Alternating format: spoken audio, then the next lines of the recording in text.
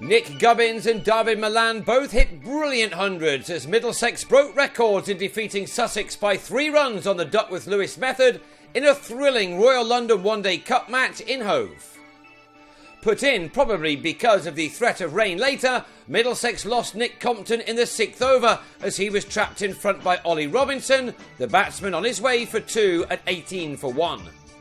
Malan had already shown his intent by taking 3 fours off 3 balls in the previous over from Alfonso Thomas, and he was now joined by Gubbins, the 2 left-handers setting off in what was to become the highest ever second wicket partnership in one-day cricket for the county, overtaking the 223 put on by Mike Smith and Clive Radley way back in 1977.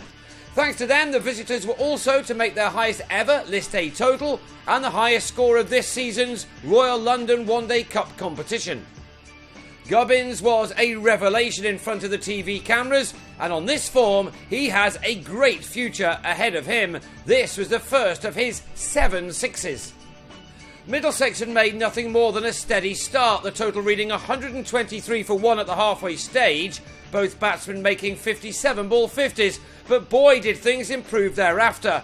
From the 30th over, it began to rain sixes on what was a gloomy afternoon on the south coast. Gubbins cleared the rope 4 times in the space of only 6 overs as he began to race through the numbers, showing no signs of any nerves as he approached his first ever 100 for the first team.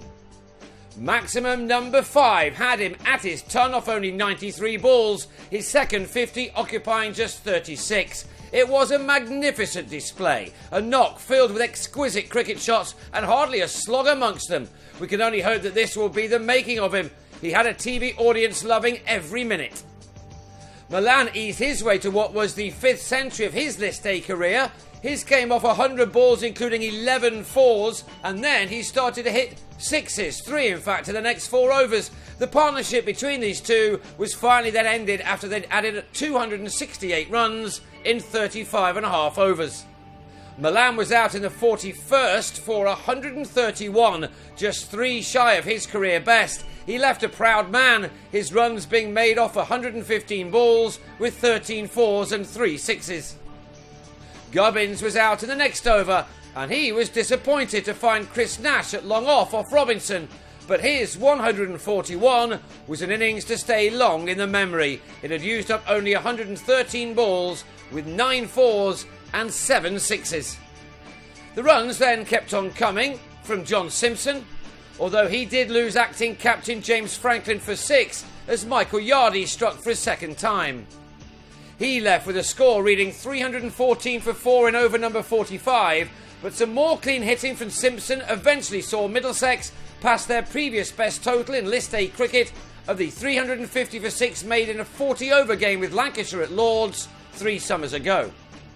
Their previous best in 50 overs was the 341 for 7 they made against Somerset in 2009, and although they lost Simpson for a 50 made off 25 balls, and Neil Dexter for a single, the final score of 367 for 6 from their 50 overs was of course an imposing one, and one which would be very difficult to chase down.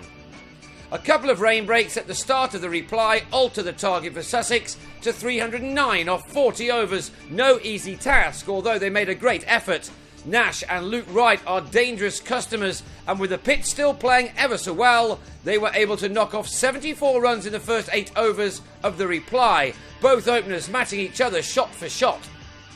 Dexter was brought into the attack in the 9th over, and crucially, he struck with his second legal delivery, Nash finding James Harris on the run to go for a 40 made off 27 balls.